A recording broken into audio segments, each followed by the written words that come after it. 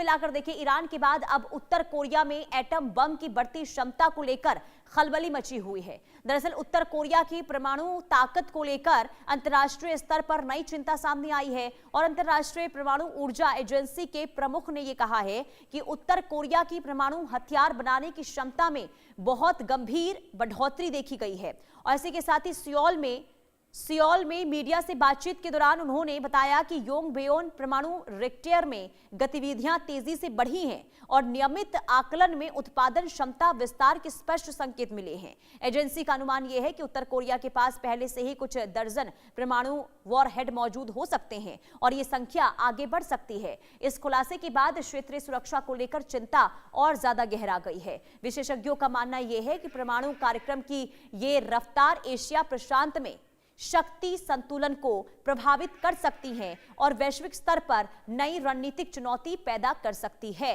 तो एक तरफ ईरान तो दूसरी तरफ उत्तर कोरिया को लेकर भी यहां पर देखिए, क्योंकि परमाणु क्षमता को लेकर यहां पर कई तरह के कयास लगाए जा रहे हैं और इसे लेकर IAEA की ओर से चेतावनी जारी की गई है। और अगर वाकई में ऐसा होता है, उत्तर कोरिया परमाणु हथियार को लेकर मजबूत स्थिति में है, तो कहीं ना कहीं देखिए ये हो सकता है कि इसे लेकर आगे आने वाले दिनों में बहुत बड़ा खतरा हो। और इसे लेकर ही लगातार डोनाल्ड ट्रंप पहले ईरान से पर देखिए दबाव बना रहे कि ईरान को न्यूक्लियर पावर देश नहीं बनने देंगे। और ऐसे में जब उत्तर कोरिया को लेकर ये संकेत मिल रहे हैं परमाणु हथियार को लेकर की क्षमता जो है बहुत ज्यादा होती हुई उत्तर कोरिया की परमाणु कार्यक्रम को लेकर नजर आ रही है, परमाणु हथियार बहुत ज्यादा है, तो ऐसे में चिंता की स्थिति बनती हुई नजर आ रही है। अब देखिए किसके पास कितना परमाणु हथियार है वो हम आपको ग्राफिक्स के जरिए बताते हैं। बात सबसे पहले रूस की, तो लगभग 5580 परमाणु हथियार रूस के पास हैं। और इसी के साथ अब अमेरिका पर आते हैं, तो अमेरिका के पास लगभग 5040 परमाणु हथियार है। ये वो देश हैं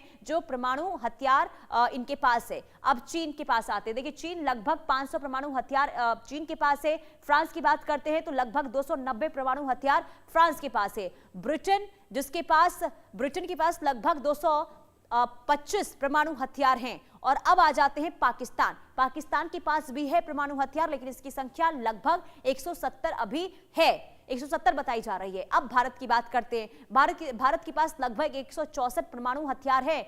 वहीं अब क्योंकि भारत के बाद अब इजराइल की बात करते हैं तो लगभग 90 परमाणु हथियार है, ये अनुमान के मुताबिक, यानी कि कंफर्मेशन नहीं है लेकिन अनुमान जताया गया कि उत्तर कोरिया के पास इतना हो सकता है। और इसके साथ उत्तर कोरिया की बात करते हैं तो उत्तर कोरिया के पास अब संख्या बढ़ती हुई नजर आ रही है और यही वजह मानी जा रही है कि इसे लेकर जो है चिंता बढ़ गई है कई देशों की। तो कुल मिलाकर आप समझिए कि परमाणु हथियार जिन देशों के पास हैं, जिनकी संख्या ज्यादा है, तो उसे लेकर माना जा रहा है कि इसे लेकर अगर कहीं वॉर की स्थिति बनती है तो उसका इस्तेमाल जो है कर सकता है। अब देखिए किम जोंग की बात करते हैं तो किम जोंग केवल एटमी क्षमता ही नहीं बढ़ा रहे हैं बल्कि घातक मिसाइलों पर भी उनकी पैनी नजर है। दरअसल अमेरिका ने दक्षिण कोरिया से थाड हटा दिया और किम जोंग उन ने मिसाइलों की बारिश शुरू कर दी। उत्तर कोरिया ने लगातार हथियारों का परीक्षण कर दुनिया को यह साफ संदेश दिया है कि तैयारी सिर्फ दिखावे की नहीं है बल्कि युद्ध की भी है। और ऐसे में क्लस्टर वॉरहेड और इलेक्ट्रोमैग्नेटिक हथियार और सबसे खतरनाक कार्बन फाइबर ब्लैक आउट बम, यानी कि दुश्मन के बिजली संचार और रक्षा ढांचे को एक साथ ठप करने की तैयारी। किम ने खुद समुद्र में तैनात युद्धपोत से मिसाइल टेस्ट देखा और इसे रणनीतिक छलांग बताया है। सवाल यह है कि क्या थाड हटने के बाद किम दक्षिण कोरिया को डराने में जुटे हुए हैं या फिर यह अमेरिका के लिए सीधा परमाणु संदेश है। रिपोर्ट देखिए।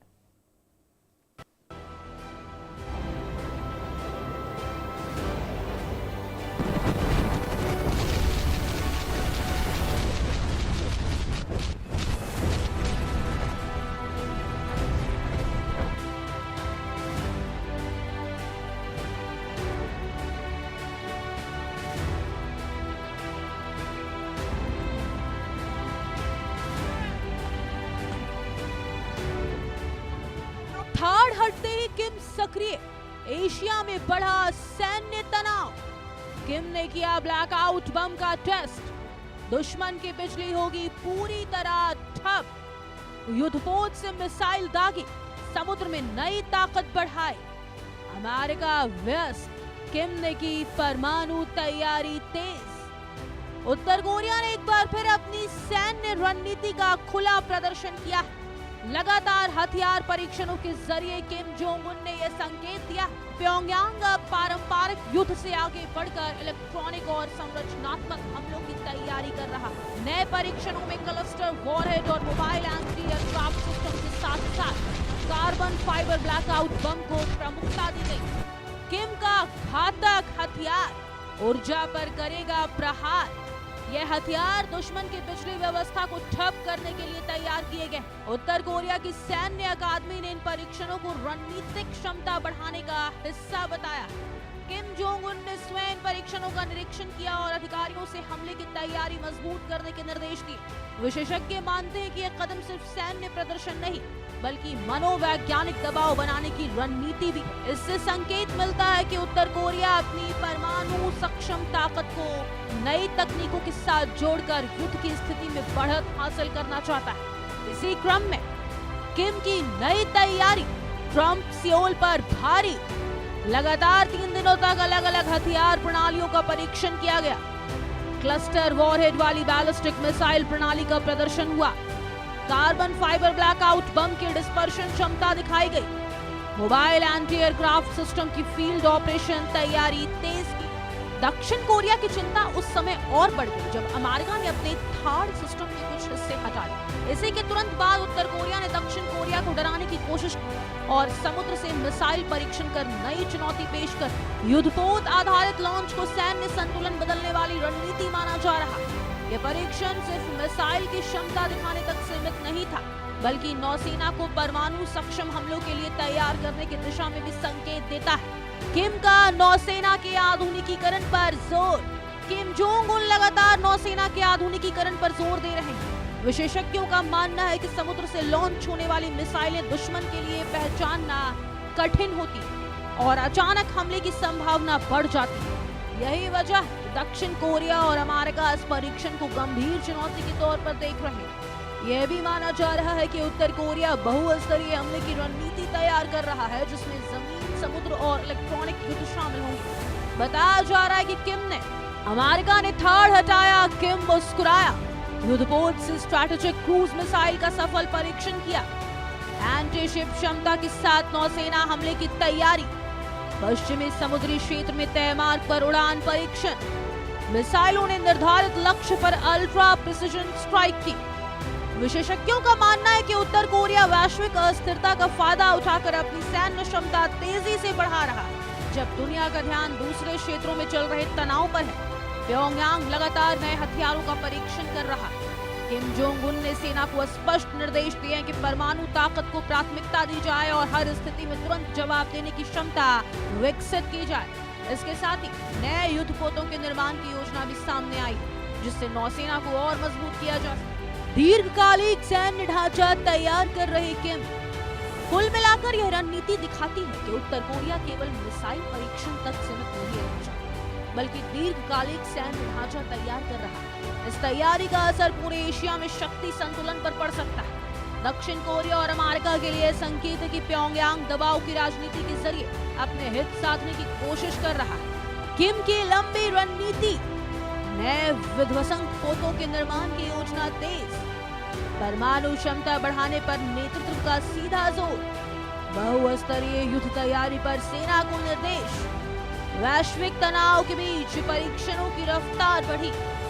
उत्तर कोरिया के लगातार परीक्षणों ने एशिया में नई चिंता पैदा कर दी है। अमेरिका की सुरक्षा ढाल कमजोर पड़ते ही किम जोंग उन ने अपनी मिसाइल ताकत का प्रदर्शन तेज कर दिया। ब्लैकआउट बम से लेकर समुद्र से लॉन्च मिसाइल तक हर परीक्षण एक संदेश दे रहा है कि प्योंगयांग युद्ध की तैयारी को नई दिशा दे रहा है। दक्षिण कोरिया और अमेरिका के लिए चेतावनी है कि संतुलन तेजी से बदल रहा है।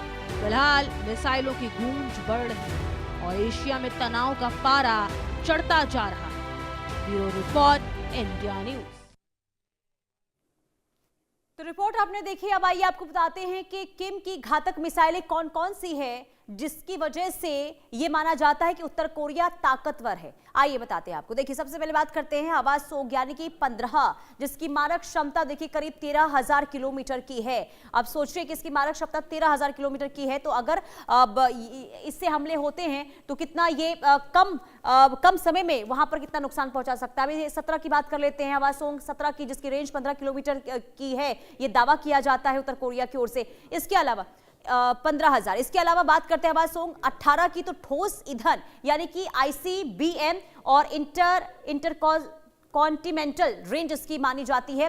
और इसी के साथ ही KN-23 की बात करते हैं तो शॉर्ट रेंज इसकी है, लेकिन करीब 600 किलोमीटर की इसकी मारक क्षमता है। इसके अलावा KN-24 यानी कि टैक्टिकल बैलिस्टिक मिसाइल भी उत्तर कोरिया के पास है और 400 किलोमीटर की इसकी क्षमता है। इसके अलावा कोगसोंग 3 यानी कि सबमरीन लॉन्च ये किया गया है और 2000 किलोमीटर की इसकी क्षमता है। इसके अलावा हवासोंग 12 की बात करते हैं तो इसकी मारक क्षमता देखिए 4500 किलोमीटर की है और